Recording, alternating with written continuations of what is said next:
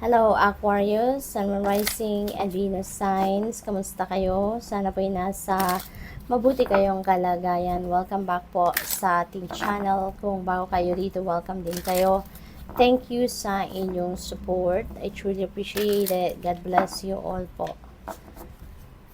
Pauna mensahe po ninyo, justice energy. You're getting what you deserve, Aquarius. Napakaganda, no? Kung ano ang para sa'yo, kung anong nakalaan para sa iyo, yun ang dadating, yun ang ma-experience ninyo, yun ang pupunta sa inyo.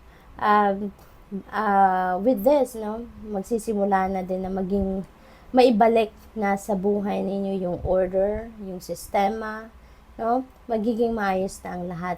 So, that's really beautiful. So, tignan natin kung ano pa ang ganap. We have 3 of Swords. Ayan, merong lungkot, merong sadness dito, nasaktan kayo dito ng bonggang-bongga, nasaktan kayo dito ng todo-todo, no?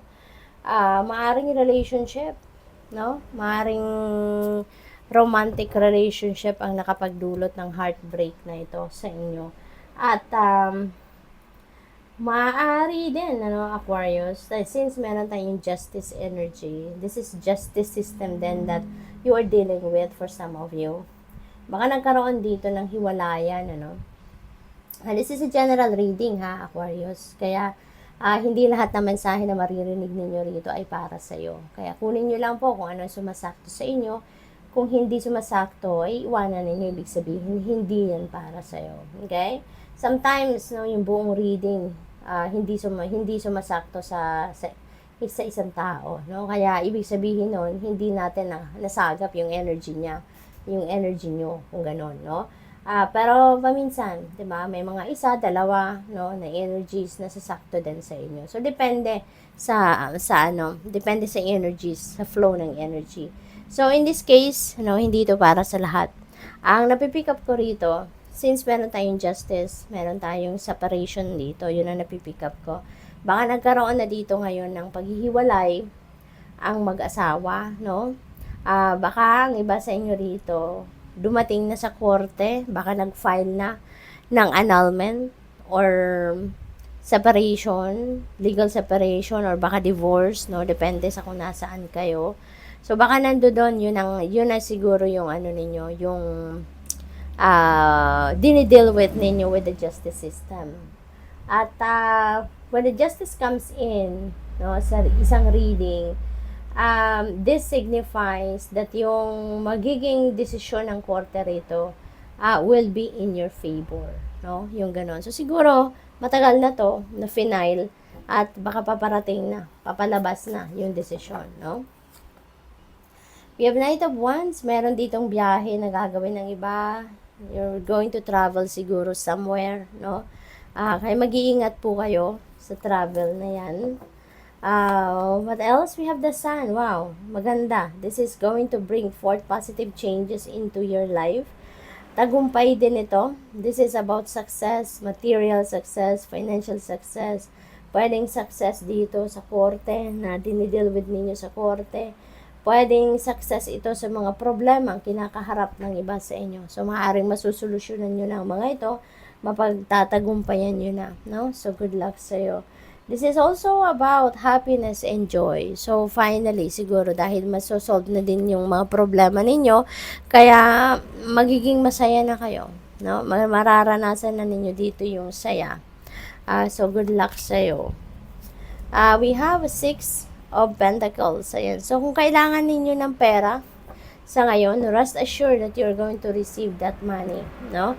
Merong windfall of money rito, merong magbibigay ng pera, merong magdo-donate, merong magre-regalo, pwede rin na may magpapautang, no? Depende sa pangangailangan ninyo, sa kalaki ng kailangan ninyo, depende sa inyong sitwasyon. But those are, maaaring maging sources ng inyong pera sa ngayon. Kasi maaring yun ang kailangan ninyo sa ngayon, no? Nakita ko rin dito, no, na parang kayo, nangangailangan siguro kayo ng pera sa ngayon. And at the same time, kung ano man ang makukuha ninyo rito, magbibigay pa rin kayo. No, mag-share pa rin kayo kasi parang meron ding umaasa rin sa iyo, meron ding naghihintay ng tulong mo, yung ganun, no? What else? We have transform, rise above any situation, and become the best version of you. Ayan. So, parang meron kayong problematic situation siguro na pinagdadaanan, meron kayong challenging situation na pinagdadaanan, and you are going to rise above that. Masosolve ninyo, malalagpasan ninyo, masusolusyonan ninyo ito. At ang maganda rito, you are going to learn a lot, no, from that situation. Ang dami ninyong matututunan. At yung mga matututunan ninyo, yung mga learnings na yan, yan ang magiging susi, no, para kayo ay mag-evolve then into the best version of yourself. Malaki ang maidudulot na tulong dito sa pag-improve ninyo na personal level ng sitwasyon na yan. Ayan, so seeds of kindness. Ayan, so feeling ko, related yan dito sa Six of Pentacles. Meron pa rin hihingi ng tulong sa inyo rito. Baka maraming taong umaasa din sa inyo, Aquarius, lalo-lalo na pagdating sa pera. Baka meron kayong sinusuportahan, no? Financially. Baka meron kayong pinag-aaral, may scholar kayo, yung ganun. Or meron kayo sigurong kapamilya na pinoprovide ninyo ng pera, tinutulungan ninyo pagdating sa pera, no? We have grow. All flowers must grow through dirt. Ayan, so grow. Ayan, dito, 'di ba? You're going to be the best version of yourself, and personal growth 'yon, no? You are up for personal growth. Marami kayong lessons na matututunan sa mga kaganapan, sitwasyon sa buhay ninyo sa ngayon, and you are going to definitely evolve, no, into the best version of yourself. We have dream. Have a cup of tea in the garden and find yourself in a good book. Ayan. Pangarap, huwag kayong tumigil mangarap, no, Aquarius. Patuloy kayong mangarap. Libre naman ang mangarap.